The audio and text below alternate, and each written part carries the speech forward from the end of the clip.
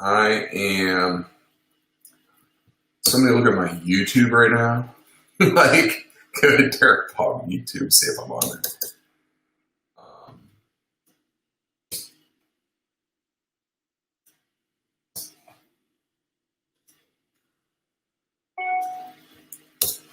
Yeah, we're live. Wow, we went live on the fly. YouTube just sent me an email. So right now, first of all, everyone should subscribe to my YouTube channel as well. I'm going to be doing more and more with that. So let's look at that right now.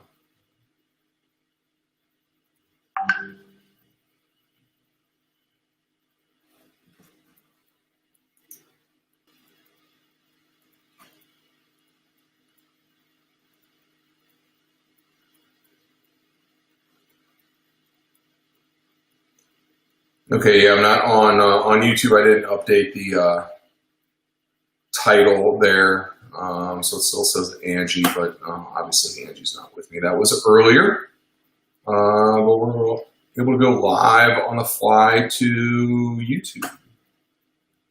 That's cool.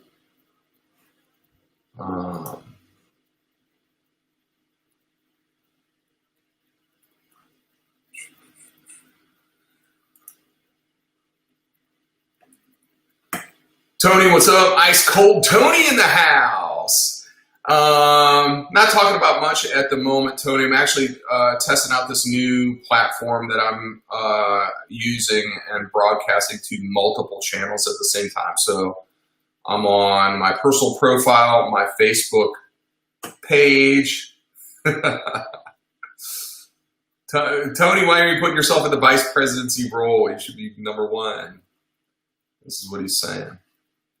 Tony, are you on the campaign page or my personal profile? Just curious.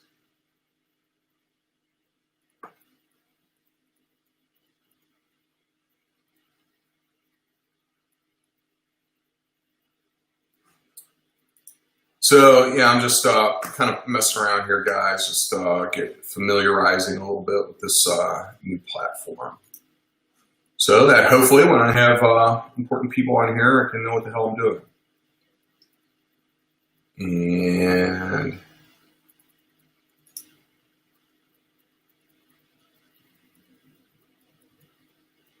so going over to Twitter now. While y'all subscribing to my various channels, check out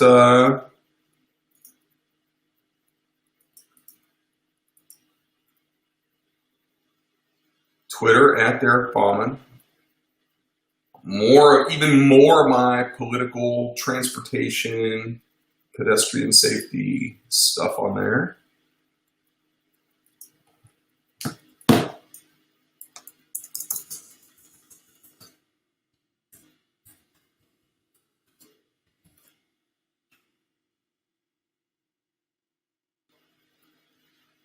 And then I got to get LinkedIn figured out. I use this as like on a trial basis before, and that worked, but I don't think it was working tonight, showing up on LinkedIn. I haven't done much with, I feel like we need to leverage LinkedIn more.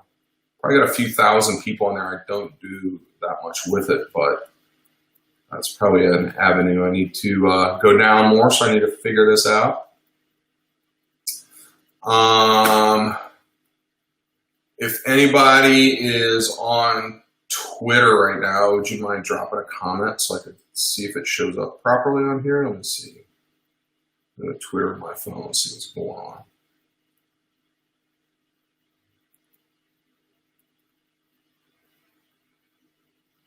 Delete that.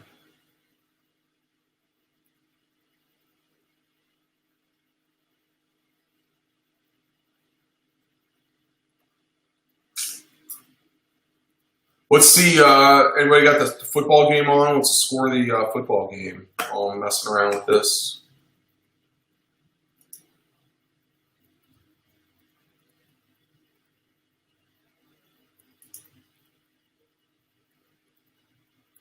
Sean Baker, how come, are you still here, Sean? How come I never see you on Twitter anymore?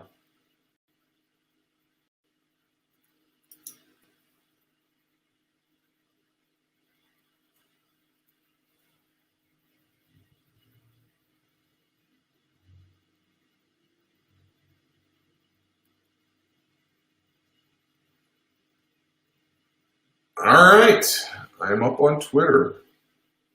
Let's see, I can make a comment to myself here. All right, I'm up on Twitter. Let's see, I can make a comment. So now we know there's like a 3-second delay. Hey, Tweeps, Twitter friends, welcome. I'm just kind of playing around right now, testing out this new platform where I can broadcast live to multiple platforms. I'm on Facebook, my personal profile, my page, Twitter/Periscope, and YouTube at Derek Ballman at the moment.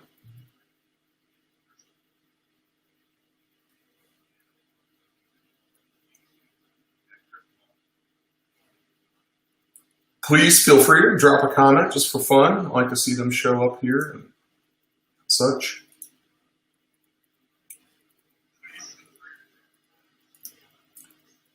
So here's where I commented to myself on Twitter. So that comes up with my little Twitter profile pic, which I don't even think that's my current Twitter profile. I'm pulling that from history. Interesting. All right.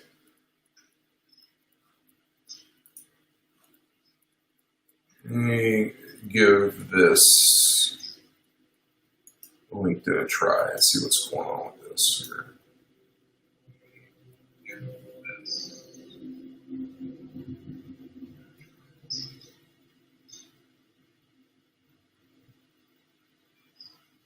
All right, I can see for those on Twitter, which I'm seeing 2 people right now, 3.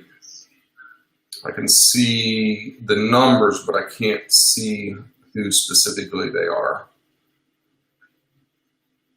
If you guys wouldn't mind just like dropping a comment if you haven't already from wherever you're seeing this at, and then I can see where the comments show up from.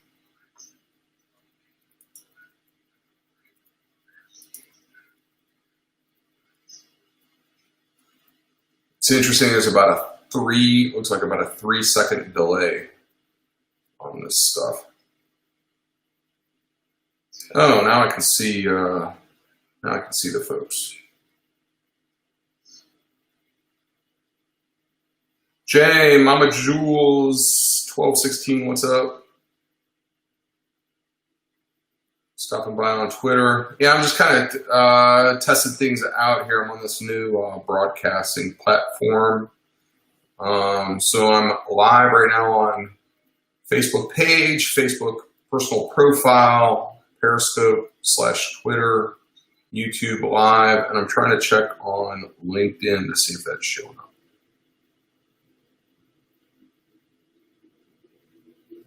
And it's kind of annoying that it's not. I don't know why.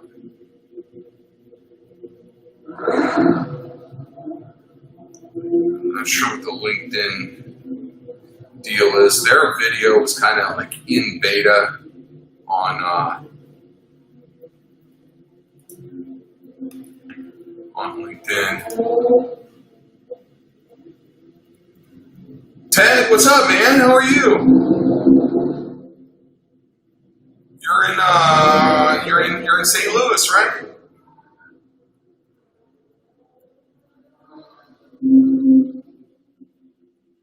Theodore Pickrow stopping by from St. Louis, I believe, on Twitter. What's up, man? Hope you're doing well. Well, look, here's the thing. I mean, I don't have like a makeup person. I probably need some powder up here. They were giving me feedback on the lights. I don't know, maybe that light should be off. Is that better or worse? Is that less shine on my shiny dome? But I had the light down and people were seeing now, so I think it's too dark in the background. I need to get that off there. Yeah, I still gotta have this light on. I guess I need powder. I feel like it's too much. I'm not trying to be that slick and produced. This is like, pretty raw. That's kind of a part of the shtick here. Yeah, that's too dark like that, so I think this is better. So you guys just have to deal with my shiny dome, I think, a little bit. I don't know what the problem is with LinkedIn. I got to figure this out. That's annoying.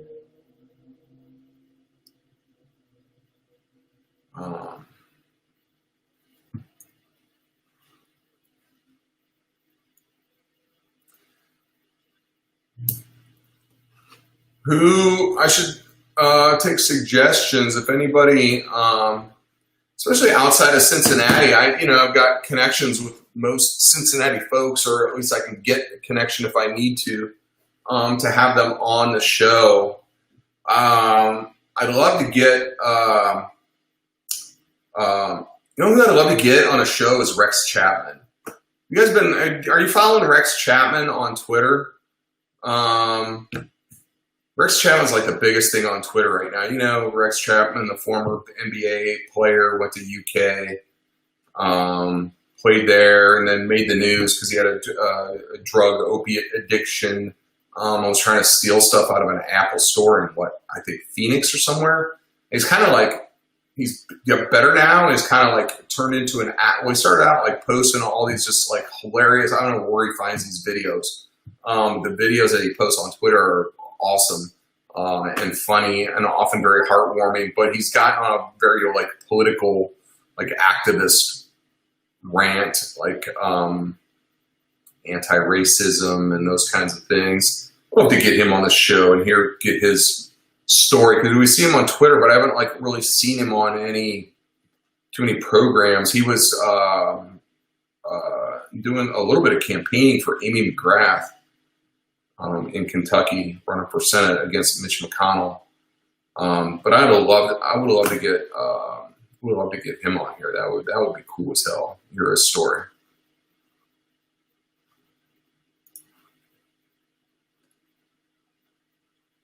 Hey Timothy, how are you, sir? My page's campaign page was from when I ran for city council in 2017. Rumor has it I may be back for the next cycle, but that has not officially been announced yet. But for people that tune into my live, you always get little tidbits, and I can't bite my tongue and I say stuff. So yes, I will be running again for Cincinnati City Council in the 2021 cycle. It just hasn't officially been announced yet, but that is forthcoming soon. So, I like to talk about on here on my live. I've been doing it ever since like March, early April, and I've been doing stuff with the live over time, just like kind of like on the street. I'm out and about, and just like stuff's going on. I go live and almost like reporting live from the scene, and so I kind of transitioned that a little bit in like the COVID lockdown times. To say, how can I leverage this? I know I have some reach, some presence on social media, been active and engaged on it, and trying to use it in, sometimes goofing around. Probably I'm going to say my different platforms are different. I don't do much with Snapchat, but Instagram is probably more personal stuff every now and again, and to get a little political, something in there. But, yeah, I'm like, how can I leverage this platform? I know a little bit about it. I'm not like an expert, but and just do some interesting stuff, because obviously in that March, April, May timeframe, we're all on lockdown, quarantine, and quarantena for my Latin friends. And how can people are spending a lot of time online. You've watched every movie that there is to watch on Netflix. So let's talk to some folks. And so that was kind of the concept behind I just kind of goofing around like a few years ago when Facebook Live when they first brought that platform out. I just started calling it D Live. A lot of people call me D for short, and just D Live out on the street talking about whatever. So I just kind of came up with this kind of tongue in cheek, a little bit silly, D Live, the Convo series. And it's literally just conversations, just chatting, with kind of a focus on the backstory of, people that are either like civic leaders, neighborhood leaders, political folks, just people like of interest, and then a lot of it just hearing their story. Like we know, or we see them on social media, or we see them on the news or something like that. And so you see like the current, persona, whatever that may be. But no matter what their role is, what they're involved in, I've had everybody from like my friend Santino Corleone, who's now like his hip hop career is blowing up, and I've known Tino for probably 12 or 13 years, since he was like making sandwiches at the deli when I first met him. And now he's moved to LA from Cincinnati and making records and stuff like that. Just had his song was used on the Jeopardy greatest of all time tournament, and some other stuff. He's blowing up. So I had him on here, and then talk about his backstory and how he got to where he's at now. And to folks like Lauren Altman, who works for Thunderdome, the restaurant operator, and we're talking about the challenges facing retail and service industry folks, and that actually got a lot of traction. But not only talking about that and what's going on now, but like her story and how she's came to be passionate about Cincinnati and different things. And so I just started getting feedback. People are like, "Hey, that's really cool. I like hearing about people's story. I knew them, or I knew of them, but I didn't know like that, where they came from." Or talking to some of the folks who are candidates, folks running for office, like, why are you passionate about this? Why are you running for this office, versus anything else? And so kind of hearing that backstory, you get to know them as a person. And I think it's really cool. Like I use the analogy that like in a movie, I like when they do those flashbacks and you learn like why the character's doing what they're doing now because of all these things that happened in the past. And this is cool. So I've gotten good feedback. Yeah, man. Tim, where are you at? Where are you located? Have we ever met? Where are you located at? Thanks for stopping by and engaging, by the way. I appreciate that. Love to have folks' feedback and comments, questions, you name it. And I can see the total number of people watching, but it's cool to get your feedback or people dropping questions or comments in here, just in general in the future, for future reference. Florida. Well, welcome. I'm in Cincinnati, over the Rhine neighborhood. It's a historic neighborhood just, it's close to downtown Cincinnati, and so that's where I'm located at.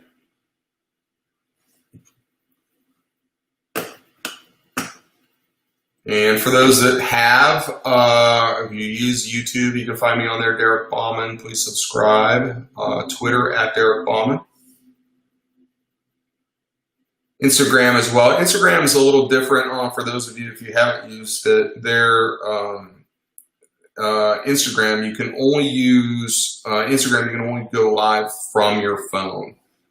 So I can't connect that on here as part of this platform and broadcast live to that. I guess with IG, they want it to be like super raw, if you will. So you can only use it from your phone. You can't use it on a computer or on the software.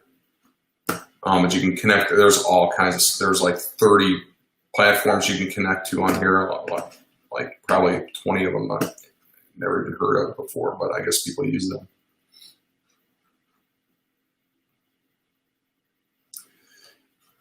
Yes, sir. Over the Rhine. Bonus points if anybody knows the story of how this historic neighborhood is actually the largest intact historic neighborhood, historic district in the U.S. Contiguous, I believe, 300 plus acres, 350 acres, something like that. The entire neighborhood's a historic district.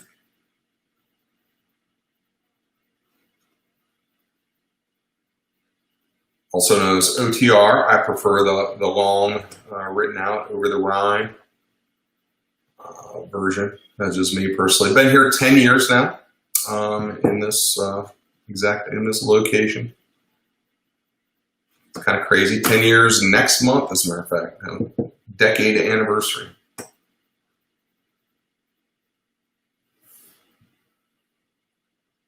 So for those just stopping by, not really talking about anything tonight.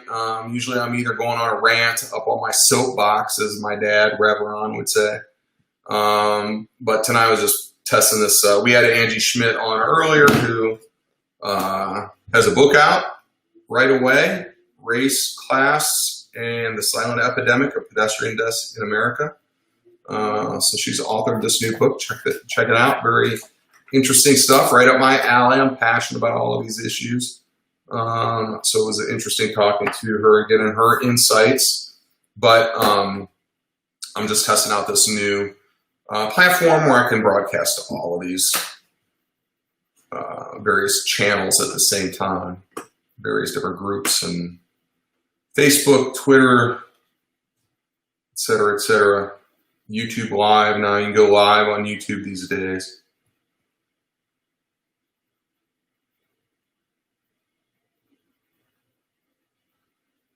4 people still on Twitter.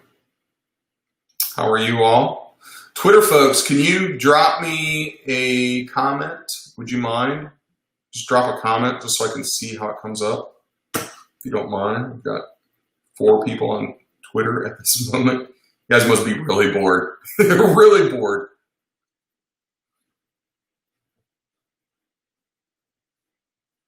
And we've got a guest here. I think she's probably wanting to make a cameo. She's popular around town and on social media. Josie, would you like to say hi? Would you like to say hi? You've got friends on Facebook. I don't know if you have fans on Twitter yet, Josie. Yeah, come on. Come say hi. She likes to make cameos from time to time. Josie, say hi to everybody. Put your best side forward here.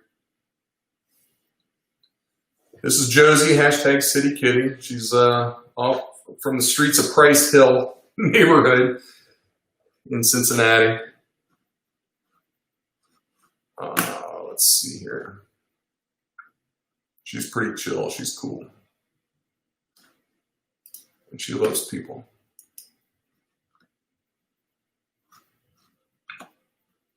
All right, I guess nobody on Twitter wants to drop me a comment.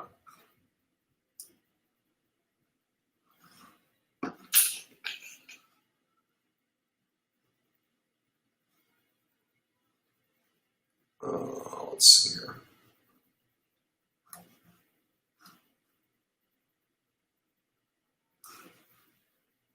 Take that off there. I am a capital D Dem, Tim, to answer your question. Sorry, I missed that. I didn't see that there. Ask me if a Democrat or a Republican. I am a Democrat, and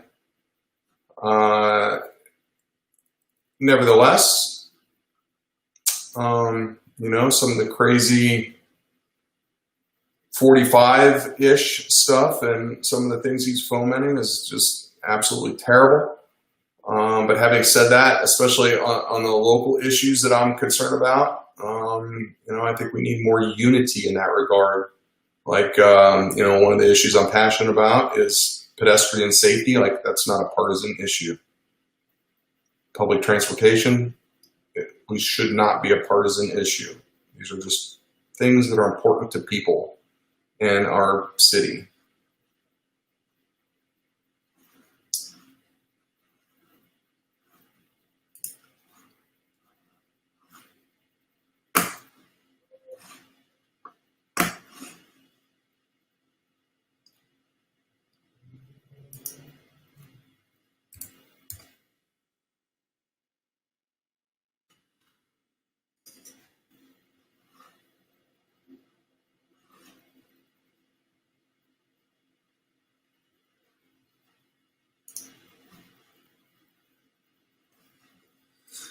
All right, well, I guess I'm going to hop off here. Yeah.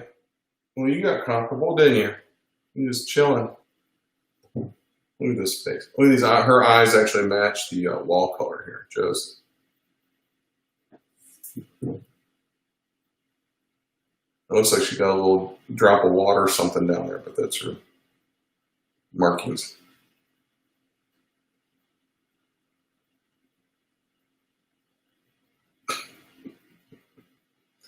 Likes that, needless to say. That's the spot right there.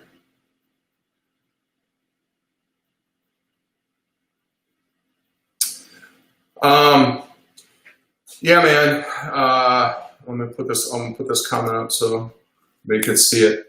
Yeah, so I was actually, this is me right here back in the day. I was a cop for 26 years, retired in 2016. And so that's where I got, so, you know, I'm just like in my very active civically, I guess you could say. And so I am passionate about alternative modes of, well, it really shouldn't be alternative, it should be just the way, but, you know, pedestrian access and safety, bike infrastructure, public transportation, all of these things. You know, I live downtown, close to downtown Cincinnati. Have been car free for about 3 years. And in my police career, and I worked in the suburbs, and people would say, oh, you live in the city, it's so, you know, it's dangerous down there. And, but you know, you work in the safe neighborhood, which, you know, I mean, we had our moments. It wasn't like from, you know, racing from one shooting to the next, which is good, obviously. But went to zillions of crashes in my career and saw the horrible outcomes of those, and people being seriously injured, people being killed. And I have those images that you know, that they never leave you. And so as I'm driving around in my police car, going to yet another injury crash, and I'm sitting here thinking like, well, why are you're saying I work in a safe place, but I mean, if you die in a car crash because or you're trying to walk someplace and it's that there's no infrastructure for that, and it's not safe. Like, what's safety mean? Like, if you're seriously hurt or killed, the method doesn't matter, right? And so in the U.S. we have 35 to 40, and we have a pandemic, 35 to 40,000 people killed, hundreds of thousands seriously injured, but tens of thousands of people killed every year. And it's just like, you know, we drive cars and people die, and you know, it happens. And so no, it doesn't have to be that way. And a lot of it's been, you know, just because of our car culture and the marketing and the dollars that goes into that. And so we've come to accept it, and it doesn't need to be that way. So that's some of the things that I'm passionate about. And yeah, especially we talked about, and I had Angie, Tim, I had Angie, I don't think you were here for that, but I had Angie Schmitt, the author of this new book about the epidemic of pedestrian deaths in America. Angie Schmitt on with me earlier this evening, and we were talking about these very things, especially in the South, in the Sun Belt, where the cities have, you know, developed since the automobile, like since the 50s, and just the design is terrible. It's these big, wide streets with minimal sidewalks, if anything, no crosswalks, all of that kind of thing, and the cars just go, and you get run down, and that's it. And it's kind of sad, really. It doesn't need to be that way. And even here in a city, an older city like Cincinnati that was developed and designed before the car, you know, changes were made. We widened streets, and particularly in low-income neighborhoods, and it's had terrible impacts and outcomes, and it's still doing that today. In Cincinnati, our pedestrian-related crashes are up 50% since 2010, and they're becoming more serious, like more deadly. Because of a number of things, increasing speeds, the design of vehicles, the rise of the SUV with the high front end. It runs you over instead of like a smaller car. You might flip up on the hood, which is not good, but maybe you hopefully probably don't die. But if it's a giant pickup or an SUV and it just flattens you, then it's game over. And so there's all these different factors that have gone into it, but a big part of it's the road design and how we've widened roads, built them for speed, but through neighborhoods, and it doesn't work good. It doesn't work good for people.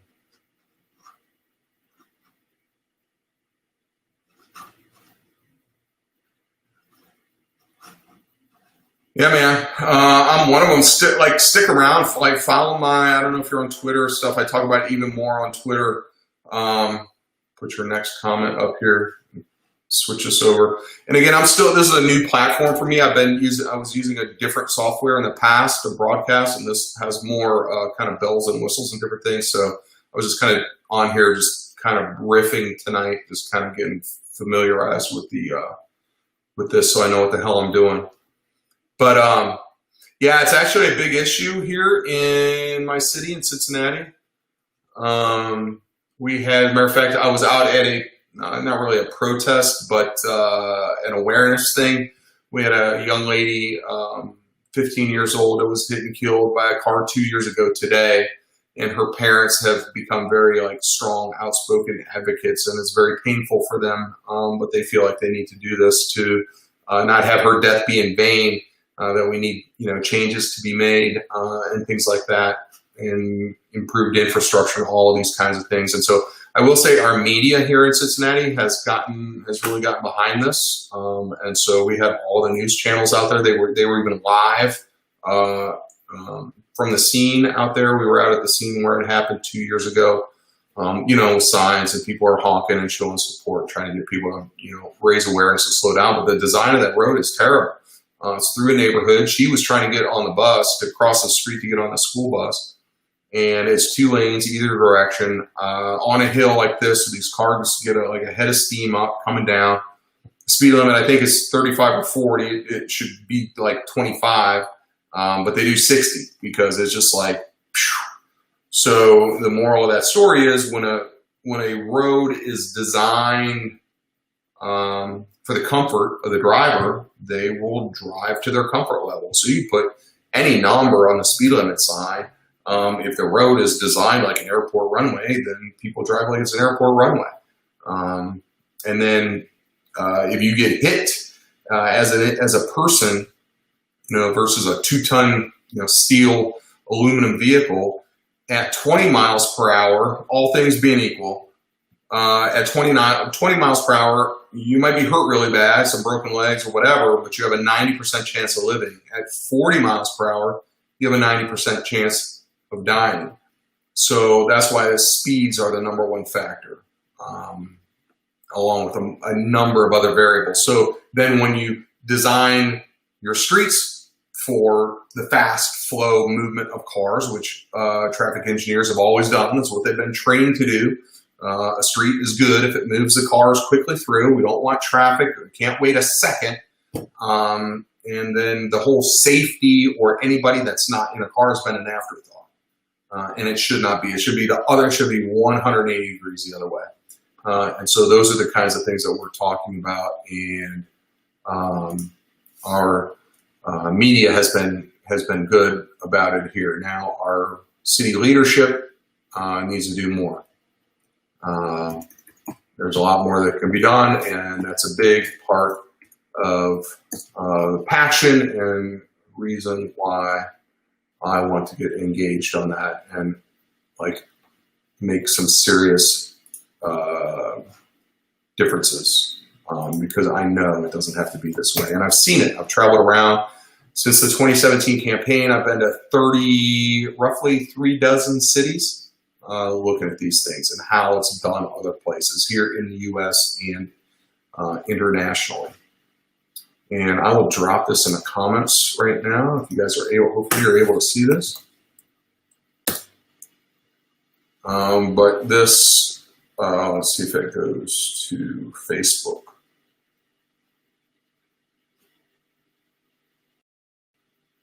Should be. Hopefully you guys can you see that link on Facebook right now? This one.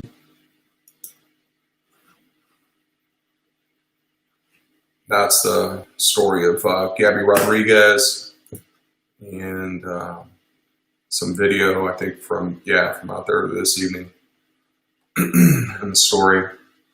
But you know, she's not the only one.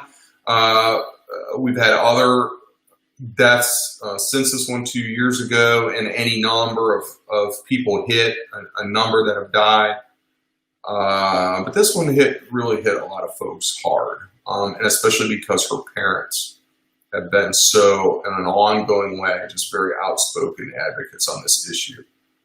And it's pretty powerful when her mom, Shauna, talks. And she's in this video here at this link, if you guys can see it.